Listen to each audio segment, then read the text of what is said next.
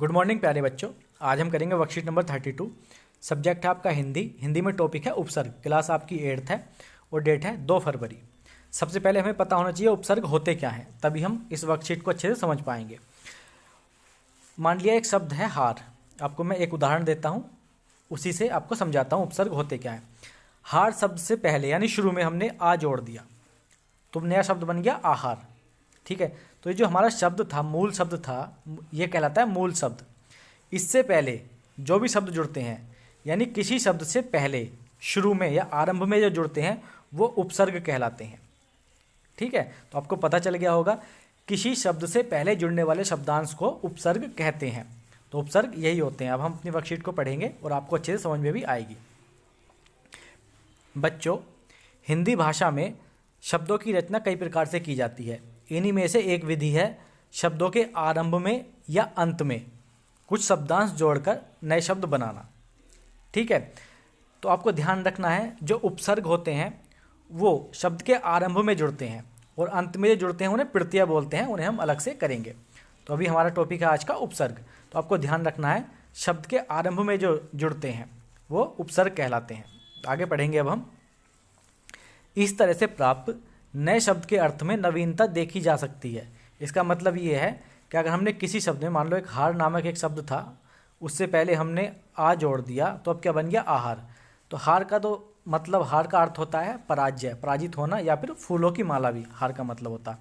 लेकिन उससे पहले हमने आ जोड़ दिया तो एक नया शब्द बन गया आहार। तो अब आहार का जो मतलब है, आहार का जो अर्थ है वो चेंज हो जाएगा। आहार का मतलब होता है भोजन। ठीक है, तो इन्होंने यही कहा है कि जब हम किसी शब्द में उपसर्ग जोड़ देते हैं तो एक नया शब्द हमें मिलता है। उस नए शब्द का अर्थ जो है वो बदल जाता है।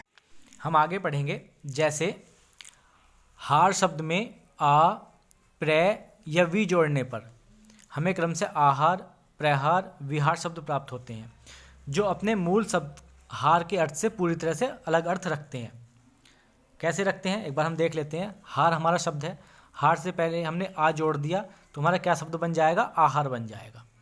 ठीक है, ऐसे ही अगर हमने हार है हमारा शब्द, हार से पहले प्र जोड़ दिया इससे पहले तो हमारा क्या शब्द बन जाएगा, प्रहार बन जाएगा।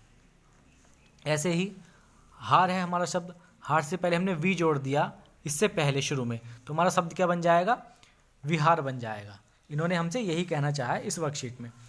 तो ये जो शब्द बने हैं ना अब नए, आहार, प्रहार और विहार, इनका अर्थ जो है हार जो हमारा मूल शब्द था उससे अलग अलग है, नया अर्थ है। कैसे एक बार देख लेते हैं। जैसे क्या, हार का जो अर्थ होता है वो होता है या तो पराजय या फिर फूलों की माला। हार का अर्थ पराजय भी होता है, फूलों की माला भी होता है, यानी हार जाना, पराजित हो जाना। और हार हम गले में डालते हैं यानी फूलों की माला।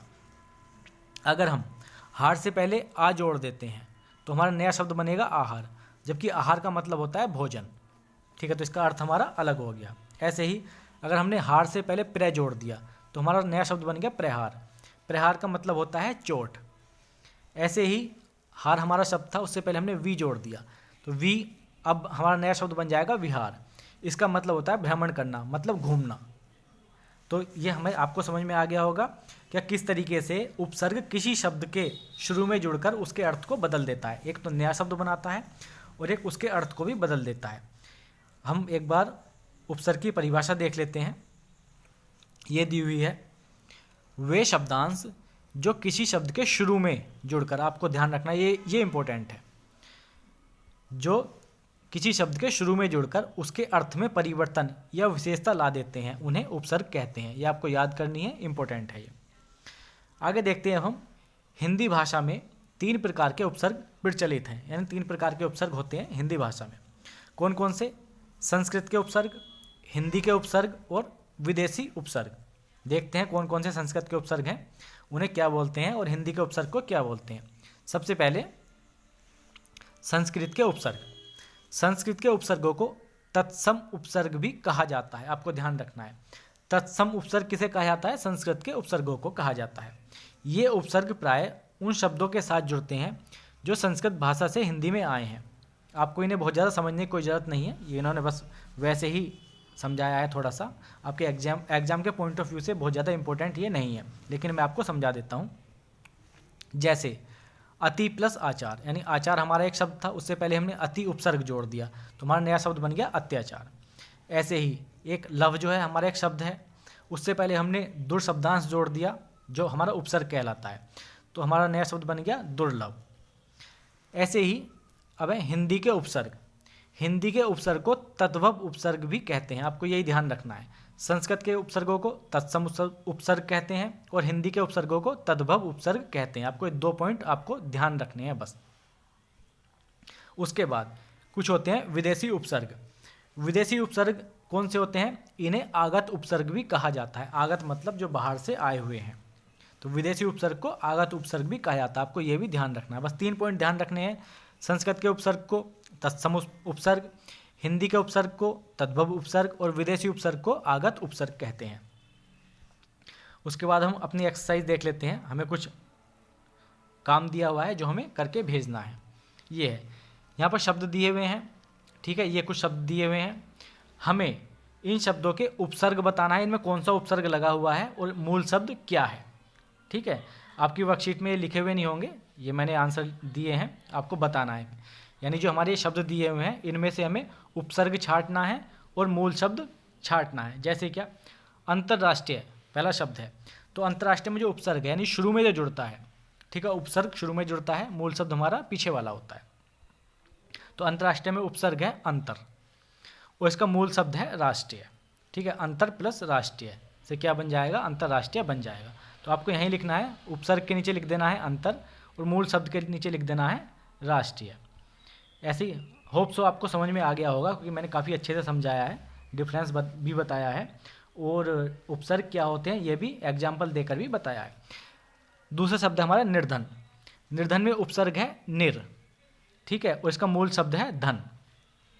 ऐसे ही संयोग, संयोग में उपसर्ग है सम और इसका मूल शब्द है योग। ऐसे ही प्रत्येक, प्रत्येक में उपसर्ग है प्रति और इसका मूल शब्द है एक। ऐसे ही अनपढ़, अनपढ़ में उपसर्ग है अन और इसका मूल शब्द है पढ़। आगे निहत्ता, निहत्ता में उपसर्ग है नी और इसका मूल शब्द है हत्ता। नेक्स्ट हमारा भरपेट, भरपेट में उपसर्ग है भर और हमारा मूल शब्द है पेट। आपको पता चल गया होगा जो उपसर्ग होता है हमारा पहले लगता है, मूल शब्द के पहले लगता है। गैर कानूनी, गैर कानूनी में उपसर्ग कौन सा है? गैर। तो ये हो जाएगा गैर कानूनी में उपसर्ग है गैर और हमारा मूल शब्द है कानूनी। उसके नेक्स्ट है हमारा बेवजह, बेवजह में उपसर्ग है हमारा बे और मूल शब्द है वजह। ऐसे ही लास्ट है हमारा बाकायदा, बाकायदा में हमारा उपसर्ग है बा और हमारा मूल शब्द है कायदा। तो आज की हमारी वर्कशीट थी, आप कमेंट करके ज़रूर बताना आपको कैसी लगी, वो समझ में आया या नहीं आया। अगर आपको वीडियो अच्छी लगी हो तो लाइक कर दीजिएगा और कमेंट भी कर दीजिएगा और शेयर भी कर दीजिएगा। Thank you, thanks a lot.